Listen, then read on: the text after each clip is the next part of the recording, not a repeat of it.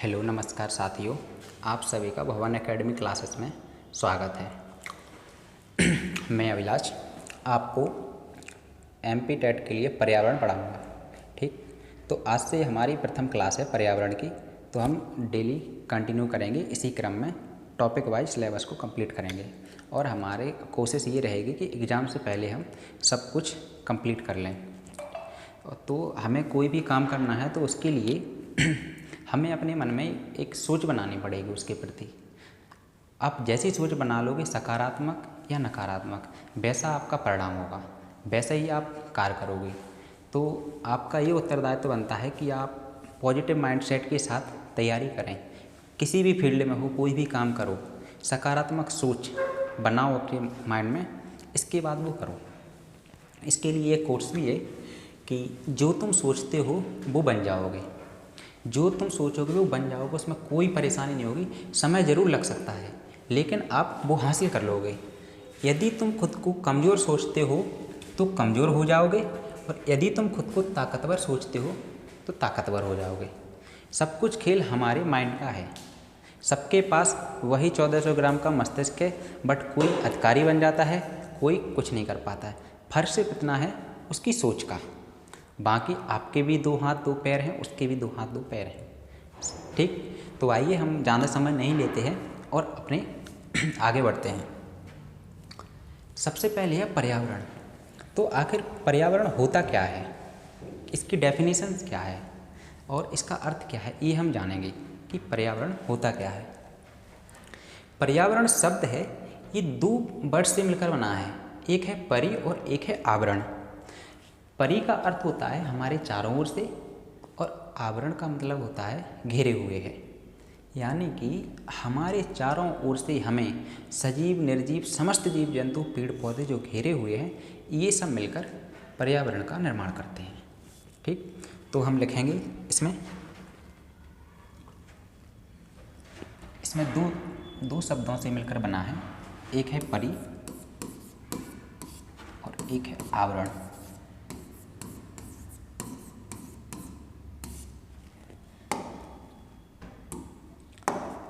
परि का अर्थ होता है चारों ओर से, चारों ओर से। और जो आवरण का अर्थ है ये है घेरे हुए हैं।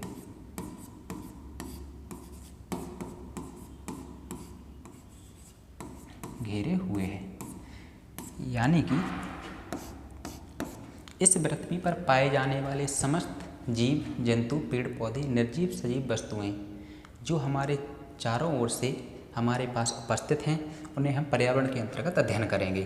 ठीक, तो इसकी डेफिनेशंस लिखेंगे। हमारे चारों ओर का, हमारे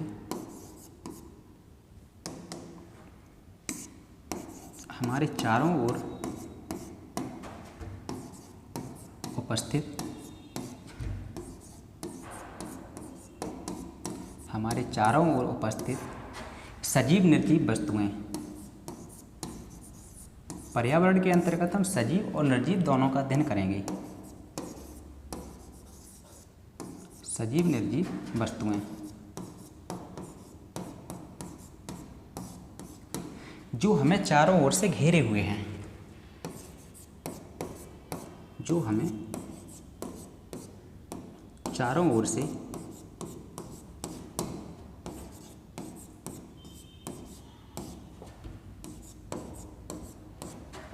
घेरे हुए हैं।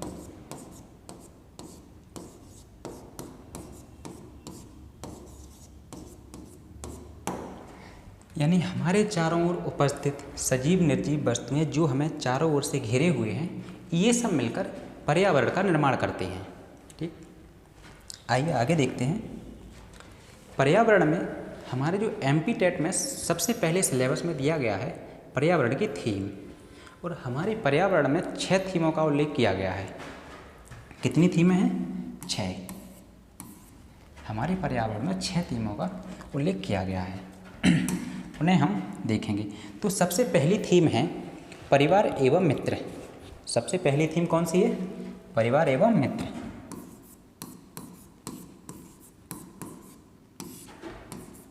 परिवार एवं मित्र। इसके अंतर्गत हम परिवार से संबंधित समस्त जानकारी और मित्र से संबंधित कुछ क्वेश्चंस आते हैं, उनके बारे में पढ़ेंगे। इसके बाद दूसरी थीम है खेल एवं कार्य। खेल एवं कार्य, ठीक है। इसके अंतर्गत हम पढ़ेंगे कि खेल, खिलाड़ियों के नाम, खिलाड़ियाँ, ये खिलाड़ी किस खेल से संबंधित है, इस खेल में क्या क्या होता है, इन सब से जानकारी हम खेल एवं कार्य में पढ़ेंगे। और तीसरी थीम है हमारी आवास। आवास मतलब रहने का स्थान, यानी जो भी जीव जंतु रहते हैं वो कहाँ रहते हैं। जैसे आपने सीटेट में देखा होगा, एक क्वेश्चंस आते हैं कि एक जानवर है जो पेड़ पर रहता है, पत्तियों को खाता है, या फिर ऐसी जनजाति जो बर्फ़ के घरों में रहती है, तो वो हम तीसरी थीम के अंतर्गत पढ़ेंगे, वो है आवास, ठीक। तो ये है आवास, ये भी हमारे सिलेबस में दिया हुआ है। चौथा है हमारी आदतें और भोजन, ठीक। चौथा है हमारा भोजन,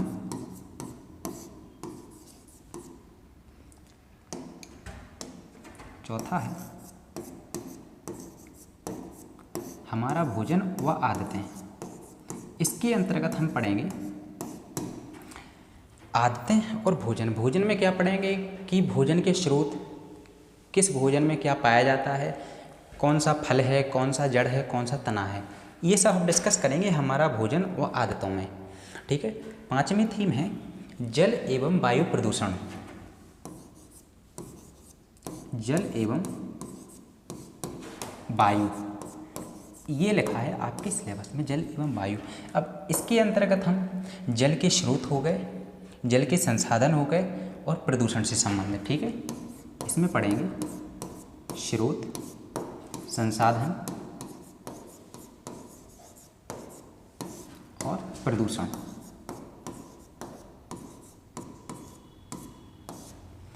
आखिरी हमारी थीम है हमारे आसपास की सजीव निर्जीव समस्त वस्तुएं। हमारे आसपास की वस्तुएं,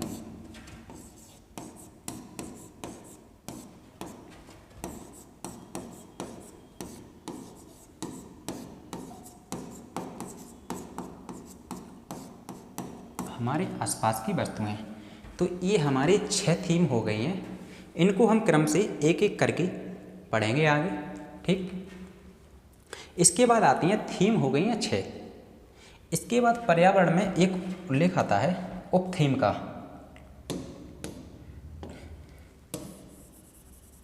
आता है उप थीम। तो हमारे पर्यावरण में उप थीम की संख्या कितनी है? उप थीम की संख्या हमारे पर्यावरण में है 4,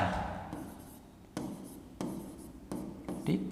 तो हम यहाँ पे लिखेंगे उप थीम की कितनी संख्या है? 4। और ये जो उप थीम है, ये थीम जो हमारी पहली थीम थी हमारा परिवार और मित्र, उसके अंतर्गत आते हैं। इसमें हम क्या क्या पढ़ेंगे? इसमें हम संबंध पढ़ेंगे, खेल एवं कार्य पढ़ेंगे, पशु और पौधे, 4 चीज़ों के बारे में जानेंगे। तो सबसे पहले संबंध, इसके बाद है खेल एवं कार्य, और इसके बाद है पशु, और इसमें है पौधे, ठीक। तो उपथीम जो 4 हैं वो हमारी हैं संबंध, खेल एवं कार्य, पशु एवं पौधे, ठीक। ये किसके अंतर्गत आते हैं? जस्ट अभी हमने 1 मिनट पहले आपको बताया है कि हमारा परिवार एवं मित्र के अंतर्गत ये उपथीम आती हैं। हमारा परिवार एवं उपथीम के अंतर्गत आते हैं, एवं मित्र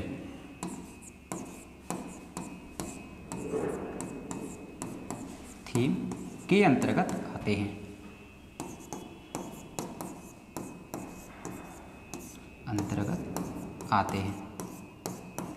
ठीक है। तो हमने क्या क्या देख लिया अभी? पर्यावरण में कितनी प्रकार की थीम है और उपथीम है। तो 6 थीम है हमारे पर्यावरण में और 4 उपथीम है। ठीक है, तो हम स्टार्ट करते हैं पहली थीम से। सबसे पहली थीम है हमारी परिवार एवं मित्र। तो परिवार सबसे पहले पढ़ेंगे हम परिवार। तो परिवार आखिर होता क्या है, परिवार हम किसे कहेंगे? तो परिवार का अर्थ होता है, परिवार इंग्लिश वर्ड है फैमिली, ये बना है लैटिन शब्द फैमिलियस से। तो इसमें लिखेंगे जो फैमिली शब्द है, फैमिली शब्द ये लैटिन वर्ड फैमिलियस से बना है, फैमुलस। इसका अर्थ होता है वेस्टर्न कंट्रीज में इसका अर्थ होता है नौकर, यानी फैमिलस का सब अर्थ होता है नौकर, ये वेस्टर्न कंट्री में है। इसका अर्थ क्या है?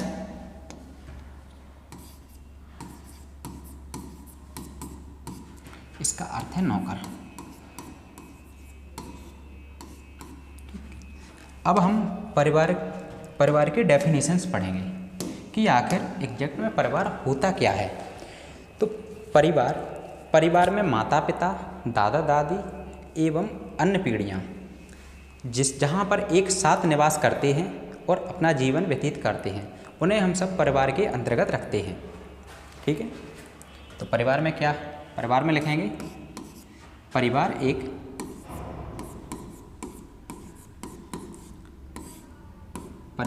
एक सामाजिकरण का माध्यम है। परिवार एक सामाजिकरण का माध्यम है।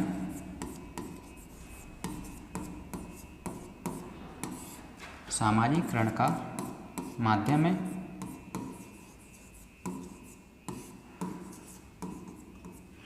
इसके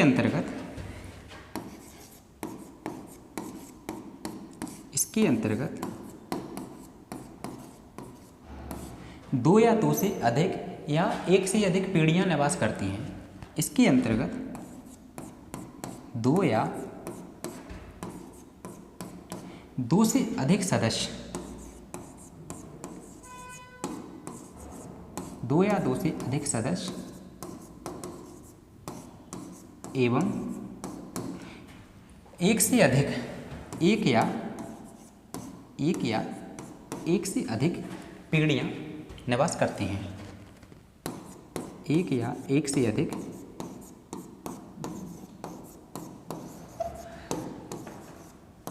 पीढ़ी निवास करती हैं।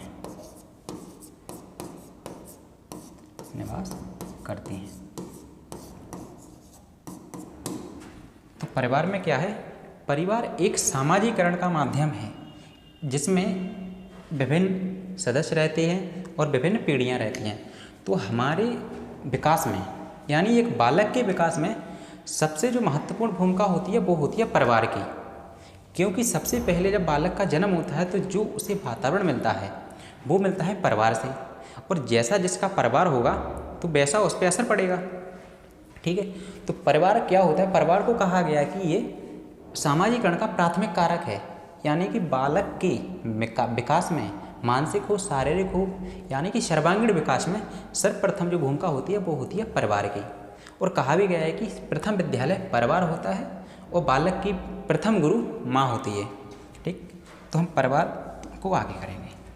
अब हैं परिवार के प्रकार। आखिर परिवार होता कितने प्रकार का है? तो परिवार दो प्रकार का होता है, एक होता है एकल परिवार और एक होता है संयुक्त परिवार। कहने को तो ये कहते हैं कि एकल परिवार यानी कि छोटा परिवार सुखी परिवार होता है, लेकिन यदि संयुक्त परिवार में या जॉइंट्स फैमिली में नैतिक मूल्यों, आदर्शों, संस्कारों को इस प्रकार रखा जाए कि सभी उसका पालन करें, तो परिवार ना तो कभी टूटेंगे, ना ही कोई किसी को छोड़ेगा। और ये झूठ हो जाएगा कि छोटा परिवार हमेशा सुखी परिवार होता है। वो सब हमारे संस्कारों की वजह से होता है, और हमारे परिवार में कैसे आदर्श हैं, कैसे हमारे बड़े लोगों का हमारे ऊपर असर है। सबसे पहले हम पढ़ेंगे एकल परिवार। एकल परिवार में ऐसा परिवार जिसमें माता पिता के साथ उनके विवाहित और अविवाहित बच्चे रहते हों, यानी उनकी शादी ना हुई हो, उस परिवार को कहते हैं हम एकल परिवार। इसमें सिर्फ एक ही जनरेशन आएगी, इसमें एक ही पीढ़ी एक साथ रहती है। जैसे कि हमारे माता पिता हो गए और हम हो गए, हम या भाई हैं या बहन हैं, तो ये हमारे माता पिता और हम भाई बहन ये आएंगे एकल परिवार में। और यदि हम में से किसी की शादी हो जाए यानी हमारे भाई या हमारी या किसी की भी शादी हो जाए तो फिर वो एकल परिवार के अंतर्गत नहीं आएंगे। तो सर्वप्रथम हम लिखेंगे कि एकल परिवार में क्या होता है। तो ऐसा परिवार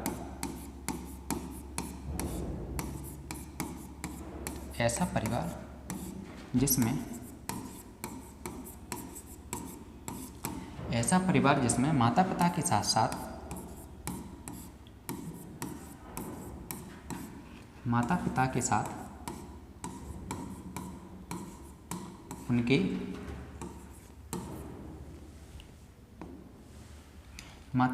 साथ उनके विवाहित और अविवाहित बच्चे साथ में रहते हैं।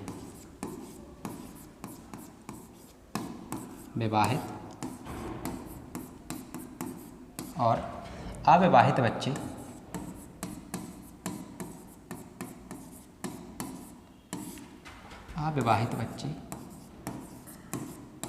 साथ में रहते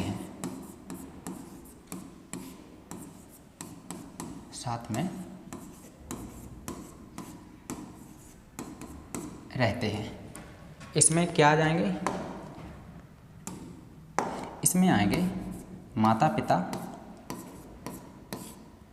पिता और उनके बच्चे,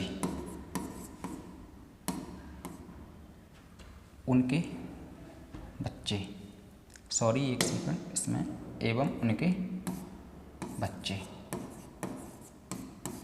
ये यहाँ पे डेफिनेशन में एक सुधार कर लीजिएगा कि इसमें विवाहित नहीं आते हैं बच्चे, ठीक, केवल अविवाहित बच्चे आएंगे, ठीक है। इसमें ओके। अब हम एकल परिवार पर थोड़ी चर्चा कर लेते हैं। तो आखिरकार एकल परिवार होने से हमें लाभ क्या है और हमें हानि क्या है? क्योंकि परिवार का टूटना हमेशा हानि की ओर ले जाता है हमें, लेकिन कुछ लाभ भी हैं लेकिन नुकसान ज़्यादा है। एकल परिवार में क्या होता है कि हमें बालक के व्यक्तित्व का विकास हो जाता है एकल परिवार में, यानी कि उसे घूमने फिरने सब चीज़ की स्वतंत्रता होती है। और दूसरी साइड देखा जाए तो उसका सामाजिकरण नहीं हो पाता, उन्हें अपने दादा दादी इनका वो नहीं मिल पाता है साथ, तो उनका सामाजिकरण, उनके अंदर नैतिक मूल्यों आदर्शों का उत्पन्न नहीं हो पाते हैं। तो हम लिखेंगे कि एकल परिवार के दोष क्या हैं और एकल परिवार से हमें लाभ क्या हैं। तो हेडिंग लगाएंगे एकल परिवार से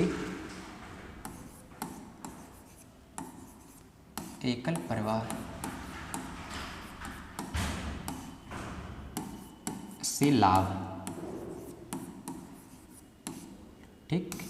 और एक साइड हेडिंग लगाएंगे कि एकल परिवार से हमें हानि क्या है।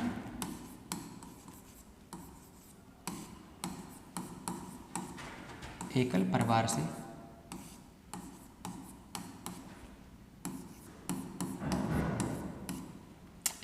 से हानि। तो सबसे पहला लाभ है कि बालक का स्वतंत्र विकास हो जाता है, बालक के अंदर स्वतंत्र विकास हो जाता है। बालक का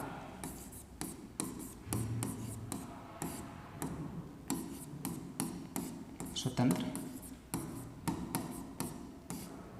विकास हो जाता है।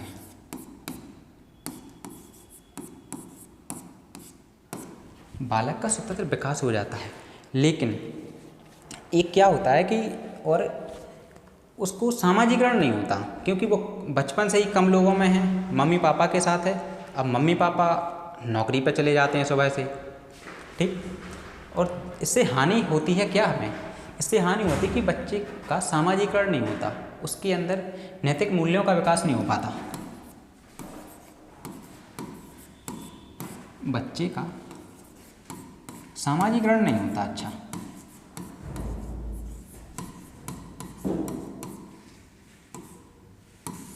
बच्चे का सामाजिकरण नहीं हो पाता।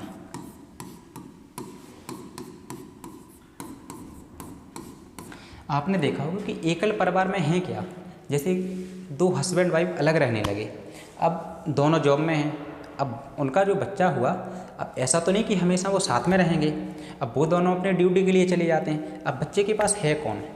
या तो मेड होगी या फिर कोई उसके लिए रख देंगे, हायर कर लेंगे कि हाँ बच्चे के पालन पोषण के लिए, दिन भर के लिए। तो उससे क्या है कि उसे वो वातावरण नहीं मिल पा रहा है लोगों के बीच इंटरेक्शन करने का, एक दूसरे के साथ अंतःक्रिया नहीं कर पा रहा है, इसलिए उसका सामाजिकरण नहीं होता। और एक लाभ इसका ये कि एकल परिवार में जो प्राचीन कुरीतियाँ चली आ रही हैं वो दूर हो जाती हैं इसमें, क्योंकि हमारे परिवार में अलग अलग सदस्य होते हैं और सबका मत अलग अलग होता है। तो इसमें लाभ क्या है कि प्राचीन कुरीतियाँ समाप्त हो जाती हैं।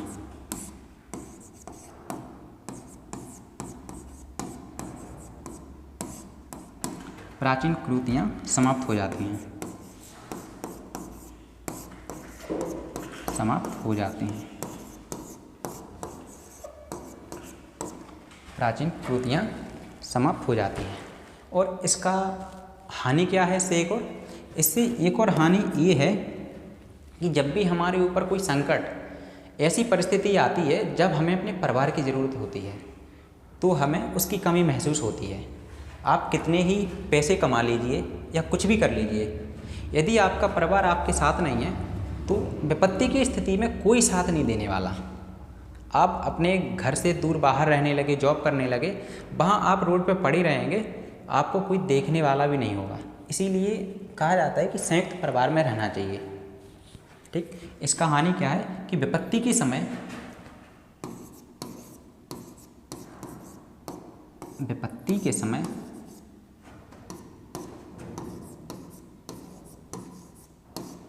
परिवार की कमी महसूस होती है, परिवार की कमी महसूस होती है।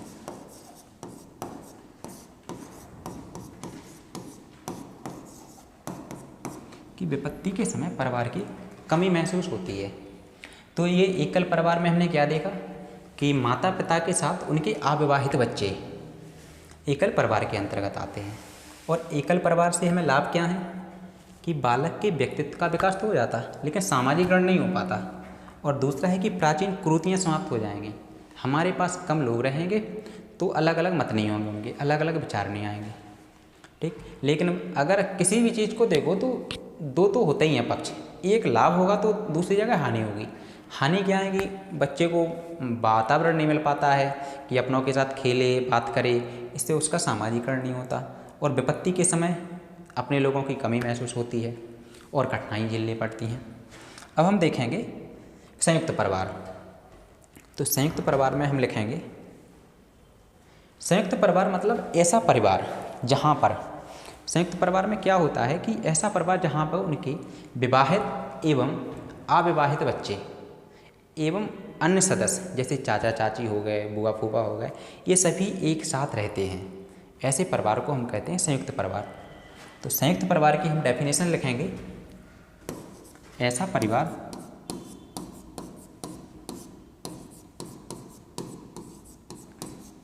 जिसमें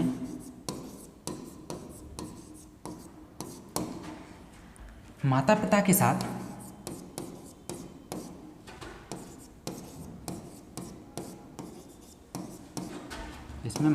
के साथ उनके विवाहित और अविवाहित बच्चे, विवाहित और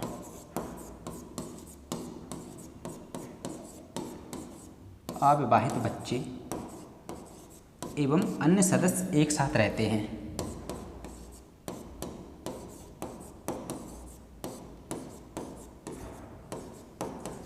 अन्य सदस्य एक साथ रहते हैं।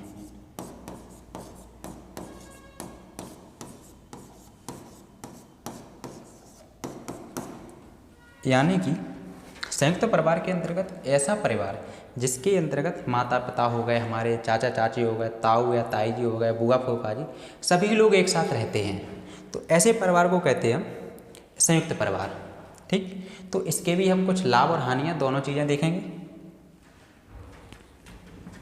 संयुक्त परिवार,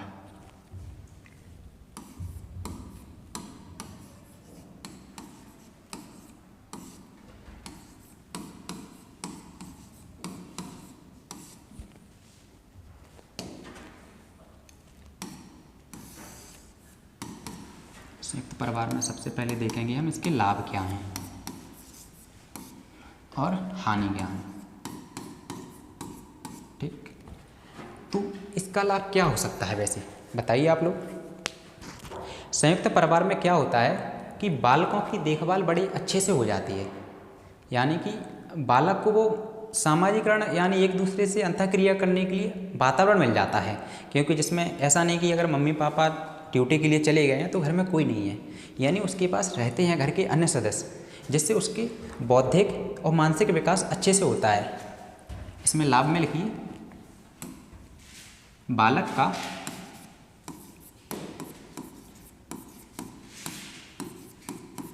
बालक का मानसिक सामाजिक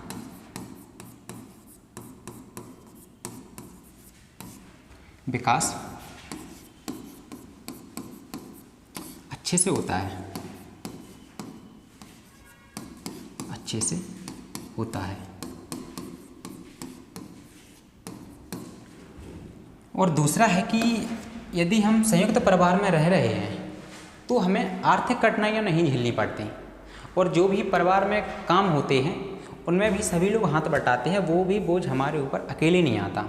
तो इसमें एक लाभ लिखिए कि जो भी आर्थिक कठिनाइयाँ हैं वो हमें नहीं झेलनी पड़ती, आर्थिक कठिनाइयों का सामना नहीं करना पड़ता,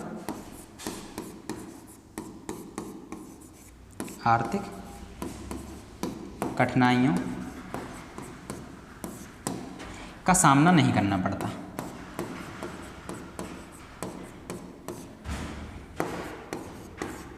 सामना नहीं करना पड़ता। ठीक, तो दूसरा लाभ क्या हो गया कि हमें आर्थिक कठिनाइयों का सामना नहीं करना पड़ता। और तीसरा लाभ लिखिए कि यदि कोई काम आ जाए तो उसको हम अकेले नहीं करते, सभी लोग एक दूसरे का साथ देकर हाथ बटाकर वो काम आसानी से कर सकते हैं। तो तीसरा लाभ है कि बड़े कामों को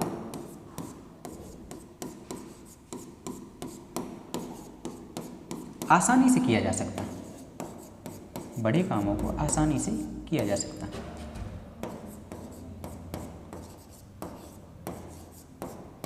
आसानी से किया जा सकता है।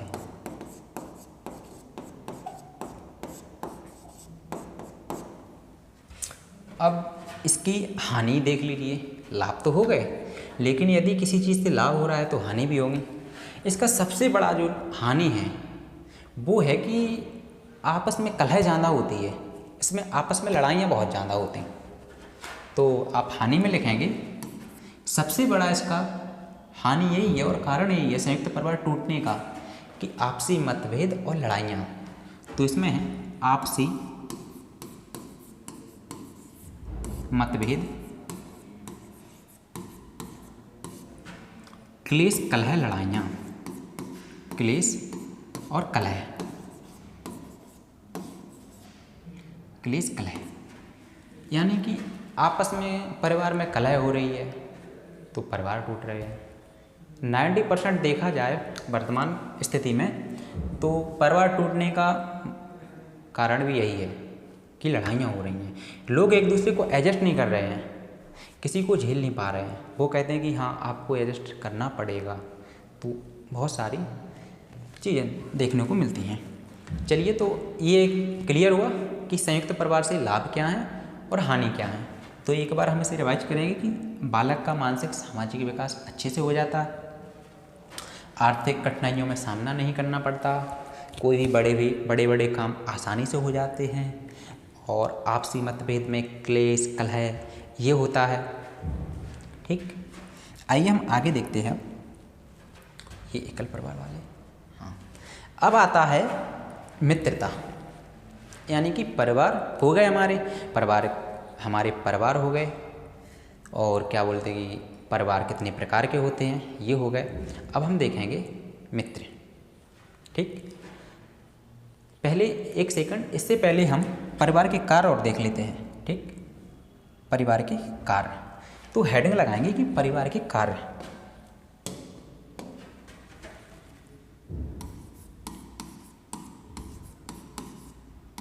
परिवार के कार। तो दो मनोवैज्ञानिक हुए, एक मैकाइवर और एक पेज। मैकाइवर और पेज ने परिवार के कार्यों को दो भागों में बांटा। उन्होंने कहा कि परिवार के दो कार्य होते हैं, एक तो आवश्यक कार्य और एक अनावश्यक कार्य। मतलब एक जिनकी ज़रूरत है, ये होना ही चाहिए, ये परिवार का दायित्व है, कर्तव्य है कि ये करना है, और एक होते हैं अनावश्यक कार्य। यदि आप करो तो अच्छा, ना करो तो भी अच्छा। तो लिखेंगे इसमें मैकाइवर एवं पेज।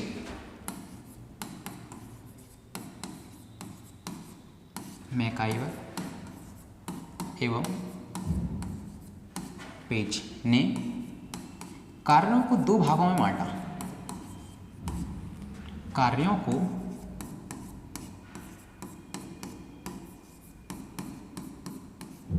दो भागों में बांटा। ठीक, अब कौन कौन से हैं? पहले हैं आवश्यक कार्य, तो हम हेडिंग लगाएंगे आवश्यक कार्य कौन कौन से हैं। पहला है आवश्यक कार्य। आवश्यक कार्य, आवश्यक कार्य में परिवार का दायित्व बनता है कि परिवार उनको तीन व्यवस्थाएं करवाए। एक शिक्षा की व्यवस्था, इस समाज में सबसे ज़रूरी है इस स्थिति में शिक्षा, एजुकेशन। यदि आपके पास शिक्षा है तो आप कुछ भी कर सकते हैं। तो प्रथम आवश्यकता है शिक्षा। शिक्षा। दूसरी है आर्थिक व्यवस्था। पहली होगी शिक्षा व्यवस्था, नेक्स्ट है आर्थिक व्यवस्था। आर्थिक व्यवस्था। और तीसरी है लैंगिक व्यवस्था। लैंगिक व्यवस्था। पहली है शिक्षा व्यवस्था, दूसरी है आर्थिक व्यवस्था, तीसरी है लैंगिक व्यवस्था। अब शिक्षा व्यवस्था में तो आपको आ रहा है आसानी से समझ में कि इसमें क्या होगा। इसमें है पढ़ाई लिखाई बच्चे की। ये बिल्कुल इम्पोर्टेंट कार्य है परिवार का।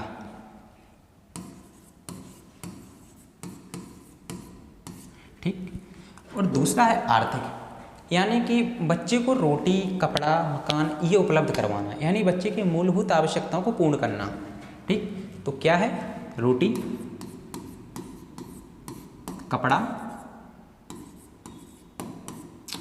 और आवास, यानी आप उसे अच्छे से रखो, ये परिवार की जिम्मेदारी है। और तीसरी है कि विवाह, यानी बालक का विवाह परिवार की आवश्यक कार्यों के अंतर्गत रखा गया है। तीसरा होता है विवाह। ठीक, तो ये मैकाइवर पेज हुए, उन्होंने दो भागों में बांटा। एक तो थे आवश्यक कार्य, जिसमें हमें क्या देखना है, शिक्षा व्यवस्था, आर्थिक व्यवस्था और लैंगिक व्यवस्था। शिक्षा व्यवस्था के अंतर्गत बच्चे की पढ़ाई लिखाई हो गई। आर्थिक व्यवस्था के अंदर बच्चे को एक अच्छा भोजन मिल सके, अच्छा पहनने के लिए कपड़े और रहने के लिए सुविधा। और तीसरा है लैंगिक व्यवस्था में है विवाह। अब दूसरा है अनावश्यक कार्य।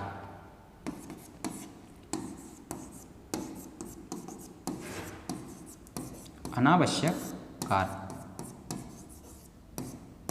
ठीक, तो अनावश्यक कार्यों के अंतर्गत बच्चे को और अधिक सुविधाएं देना, जैसे मनोरंजन के साधन देना, घूमने के लिए बाइक दिलाना, ये सब अनावश्यक कार्य के अंतर्गत आते हैं।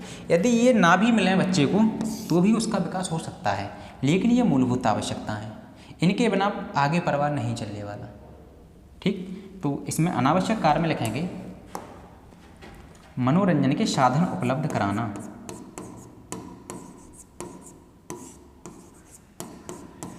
मनोरंजन के साधन उपलब्ध कराना।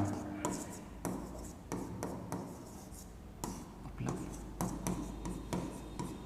कराना, इसमें क्या आएगा?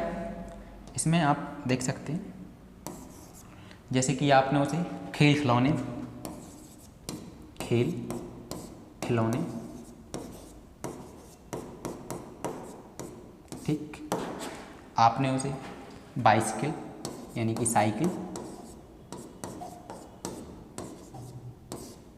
गाड़ी, ये दिलाई हैं। ये परिवार की व्यवस्था के अनुरूप होता है, ये मनोरंजन के साधन उपलब्ध कराना कि कौन किसको क्या दे रहा है। अब इसके आगे हम देखते हैं मित्रता। ठीक, तो मित्रता आखिर होती क्या है? बालक के जीवन में जो परिवार के बाद दूसरे आते हैं वो है मित्र। मित्रों का बालक के विकास में और जीवन में बहुत प्रभाव पड़ता है। अगर अच्छी संगति में बालक पड़ जाए तो कुछ बन सकता है, और अगर बुरी संगति में पड़ जाए तो बिगड़ भी सकता है। यानी कि मित्रों का हमारे जीवन में बहुत महत्व है। तो इसमें हम लिखेंगे कि आखिरकार मित्रता होती क्या है।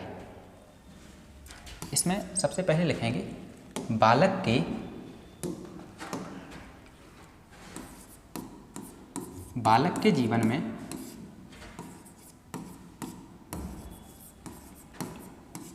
जीवन में बालक के जीवन में मित्रों का महत्वपूर्ण योगदान होता है।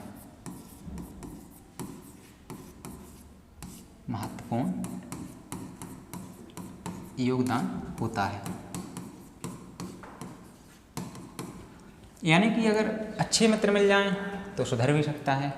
यानी मित्र बालक के सामाजिकरण में महत्वपूर्ण भूमिका निभाते हैं, यानी कि सामाजिक विकास करते हैं एक दूसरे से अंतःक्रिया करके।